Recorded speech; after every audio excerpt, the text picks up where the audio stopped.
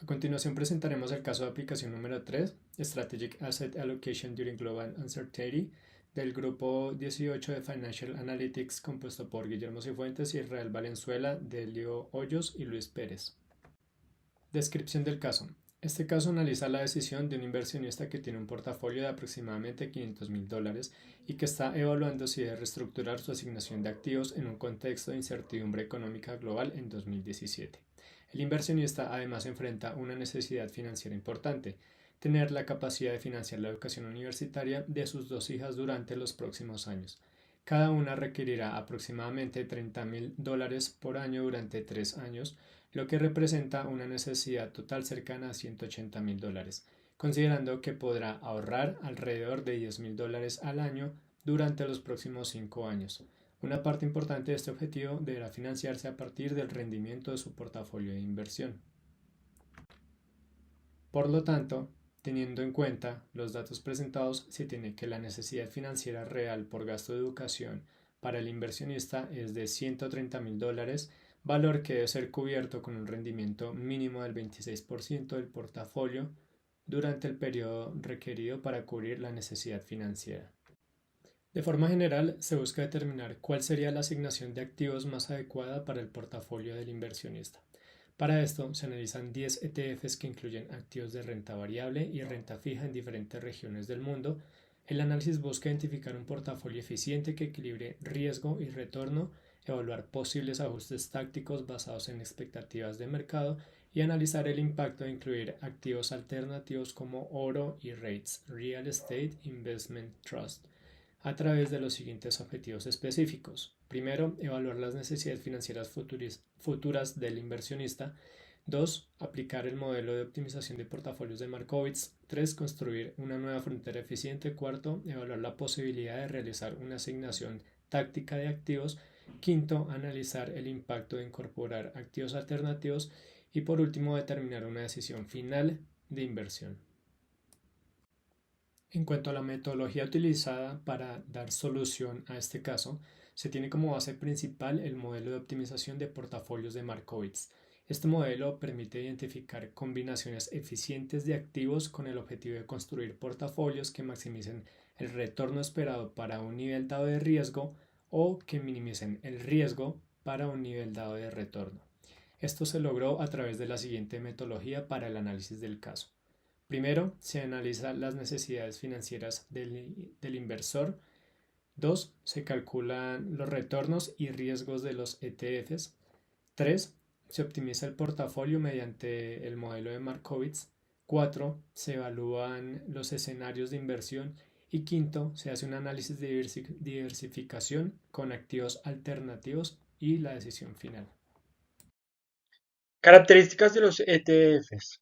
Los activos analizados incluyen 10 ETFs negociados en la Bolsa de Singapur, que representan diferentes mercados y clases de activos. Por un lado, tenemos los ETFs de renta variable, que replican índices de Estados Unidos, Europa y mercados emergentes como China, India y Rusia. Estos activos tienden a ofrecer mayores retornos esperados, pero también presentan mayor volatilidad. Por otro lado, se incluyen ETFs de renta fija, como bonos del Tesoro de Estados Unidos, bonos corporativos asiáticos, y bonos gubernamentales europeos, que generalmente presentan menor riesgo y mayor estabilidad. Al aplicar el modelo de optimización del portafolio, se obtuvo una frontera eficiente que muestra las combinaciones óptimas de activos para los diferentes niveles de riesgo.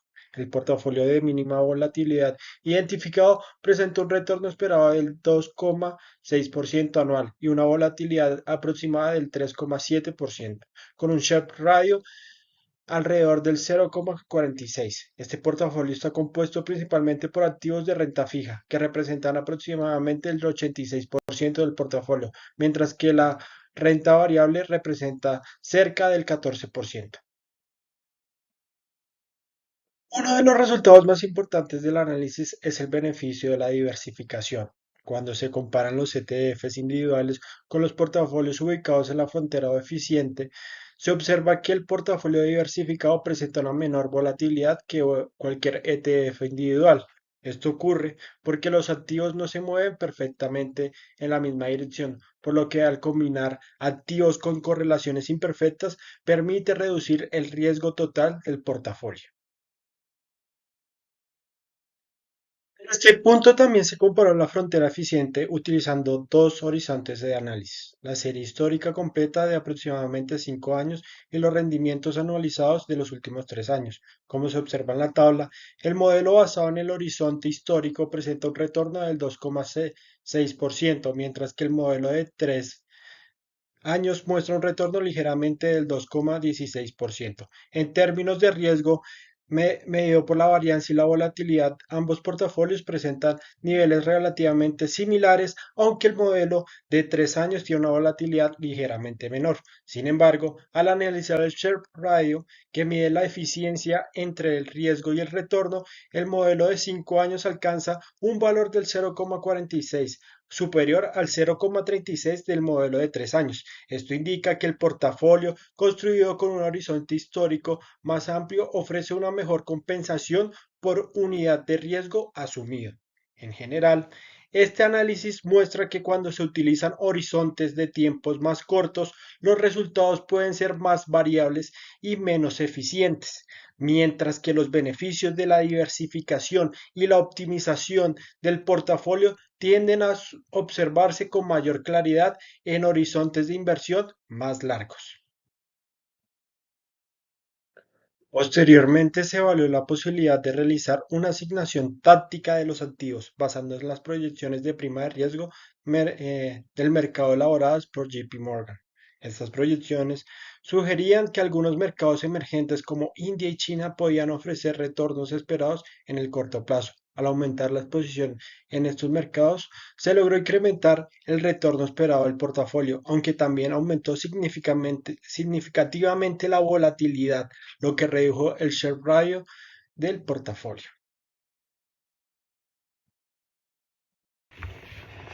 Bueno, con base en los pronósticos de JP Morgan, procedimos a ajustar los pesos del portafolio. La lógica es clara. Incrementamos la exposición a los mercados con una mayor prima de riesgo proyectada para 2017. India pasa a tener un peso del 12%, China del 10% y Rusia del 5%, mientras que reducimos el bono americano KF5 del 49% al 30%, dado que en un entorno de tasas al alza, su atractivo relativo disminuye. En términos de resultados, el retorno esperado mejora de 2,60% al 3,47%. Sin embargo, esto tiene un costo. La volatilidad aumenta del 3,72 a 7,15% y el Sharpe ratio cae de 0,46 a 0,36. En conclusión, la asignación táctica genera un mayor retorno esperado, pero solo es recomendable para un inversionista con mayor tolerancia al riesgo. En esta etapa del análisis incorporamos dos activos alternativos al portafolio: el BNQ, un fondo de inversión inmobiliaria o REIT cotizado en Estados Unidos, y el GLD, el ETF de oro de SPDR. Como se observa en las gráficas, la frontera eficiente se desplaza hacia arriba y a la izquierda al incluir estos instrumentos, lo que indica que para el mismo nivel de riesgo es posible alcanzar un mayor retorno esperado. Esto se explica principalmente por la baja correlación de estos activos con los ETFs tradicionales. El oro en particular presenta correlación negativa con el mercado accionario estadounidense, lo que convierte en un elemento valioso de diversificación. Al incluir estos activos, el Sharpe ratio del portafolio óptimo mejora a 0,88 frente al 0,46 del portafolio inicial. No obstante, es importante destacar un hallazgo relevante. En el portafolio de mínima volatilidad, ni el oro ni los REITs reciben asignación positiva. Esto significa que su valor se materializa en portafolios de mayor retorno esperado, no en la estrategia más conservadora. Desde el punto de vista cualitativo, el oro actúa como cobertura frente a la inflación e incertidumbre geopolítica, mientras que los REITs ofrecen exposición al mercado inmobiliario con la liquidez propia de un instrumento bursátil. En cuanto a las desventajas, el oro registró retorno negativo en el periodo analizado y los REITs presentan sensibilidad a variaciones en las tasas de interés y ciclos en el mercado inmobiliario. Integrando ya todos los análisis previos, la estrategia de inversión recomendada se estructura en 3 pilares. Primero, el portafolio de mínima volatilidad como base estratégica, priorizando renta fija, dado que el inversionista enfrenta necesidades de liquidez concretas en un horizonte de 1 a 4 años para financiar la educación universitaria de sus hijas. Segundo, la asignación táctica como complemento puntual, aprovechando las oportunidades en mercados emergentes de forma moderada y solo cuando el perfil del riesgo del inversionista lo permita. Tercero, la incorporación de activos alternativos como herramienta de diversificación adicional, especialmente para mejorar la eficiencia del portafolio en escenarios de mayor tolerancia al riesgo. La premisa central es clara: estabilidad primero, crecimiento moderado como objetivo secundario. Ya para cerrar este caso, nos quedan o nos deja 5 aprendizajes centrales. Primero, el análisis financiero confirma que el portafolio debe cumplir aproximadamente $130,000 de Singapur, el 26% del capital actual, lo que exige un perfil de riesgo moderado. Construir un portafolio con menor riesgo que cualquier activo individual, logrando una volatilidad del 3,72% y un Sharpe del 0,46%. Tercero, los horizontes temporales y confiables importan porque los datos de largo plazo producen en fronteras eficientes más robustas y confiables que los de corto plazo.